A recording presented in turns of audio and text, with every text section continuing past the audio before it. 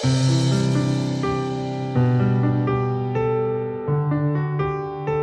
I'm Suzanne from Rogers Gardens, and today we're going to be talking about hydrangeas and how to care for them.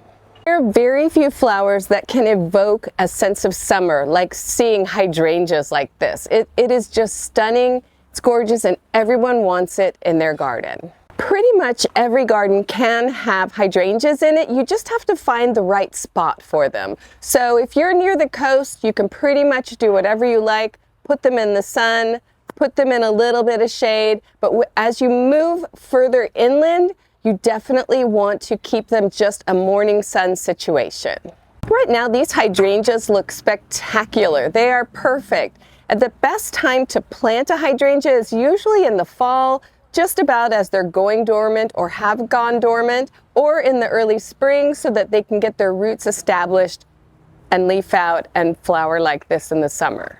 So you may have noticed these hydrangeas have different colors, and although a lot of new hybrids are really ready to go in different climates and different soils, the best thing to remember, if you can, is in Southern California we have alkaline soils. So that means we get these beautiful, beautiful pink colors very easily, very naturally. And if you want a blue hydrangea, you're going to have to push your soil towards being more acidic to bring that blue out. So when you're planting your hydrangeas, what you want to do is prepare a hole, just like with other container plants. You want to dig a hole twice as wide as the container and then fill it after you put the plant in with a soil mixture. And again, with hydrangeas, you want to have either a more acidic, and you can use acid-loving fertilizer with any hydrangea, especially here in Southern California because we're so alkaline. It's not really going to matter that much, but you really want to push it for the blue.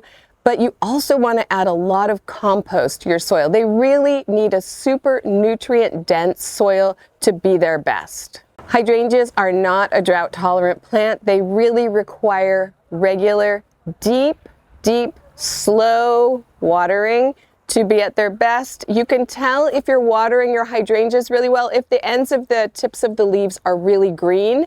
If they start to brown at the end, go back. Water slower, water deeper, and your hydrangeas will come right back. So after you've planted your hydrangea, what you want to do is keep it even with the soil level in the container, but then add some mulch on top. That's going to help keep the soil moist. It's going to suppress weeds, and it's helping give a more finished look. It's going to help the hydrangea's roots stay cooler. It's really good for it. And then, of course, you're going to fertilize. And hydrangeas, you can use a rose and flower, or you can go, again, more acidic and use an acid-loving fertilizer.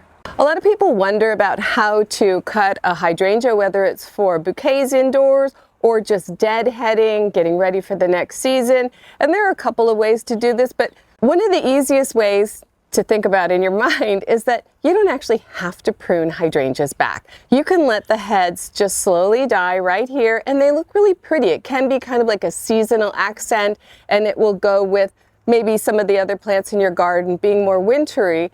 But if you don't want to do that, and here's where I should mention, hydrangeas actually go dormant in the winter. A lot of people are worried, they think that their hydrangea might be dying or not doing well or something because the leaves are dying, the leaves are coming off, and it's just becoming the stems here, but that's actually a natural part of the process, and then in spring it'll just leaf right out again.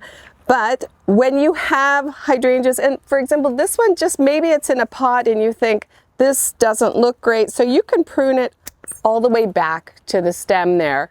Then you will have a nice bloom. You can put it in water. This one is it's a little weather beaten, so it can still be a beautiful part of a bouquet. So when you're cutting hydrangeas for bouquets or something like that, just make sure you cut a nice long stem so that you can cut it on an angle when you get it inside and prepping it for your vases and things. Cut the leaves off. That's going to be helpful. But also, when you're growing hydrangeas, you might, see this and think, I don't want that. The easiest thing is to cut it just down to where the next two leaves are like this. It's a clean cut. It looks pretty. If you just cut it up here, you'll have a stem sticking out. It's not as nice. So this little 5-gallon hydrangea is perfect. It's a great size, it's a great shape, but if you have them in your garden and it's getting to be kind of mid-summer to end of summer and you're thinking, wow, my hydrangeas have gotten up to their height, 4, 6, sometimes 8 feet, and maybe you want it to be a little bit lower because you have windows or it's just, you know, part of your aesthetic, you can cut them back and in your mind just think for future growth. So if you were going to cut it back, instead of just trimming back the one little bud like this, you would cut it back really far, and then in the winter you're going to trim it up to, you know, pretty much half the size that you want in your garden, and then it'll grow out and it won't be quite so cumbersome next season. As you were growing up, you probably saw hydrangeas in your neighborhood, and now you may have noticed that hydrangeas are just having this great popularity in hybridizing. So many beautiful colors, and the way that they rebloom,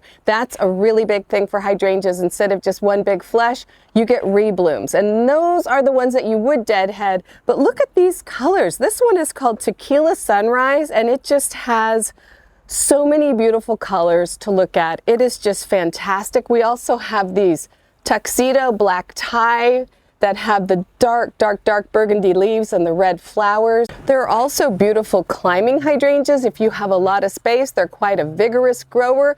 But if you want that hydrangea look for your walls, you can go with the climbing hydrangea. And my personal favorite are the oak leaf hydrangeas. They have like a really beautiful cone of flowers. A lot of them, most of them are white, but some of them will be pink and white, or white and then they turn to a deep pink. They are just stunning and a little bit kind of beefier, a different look, but all of them will grow here as long as you put them in the right situation, give them the right soil, and fertilize them regularly.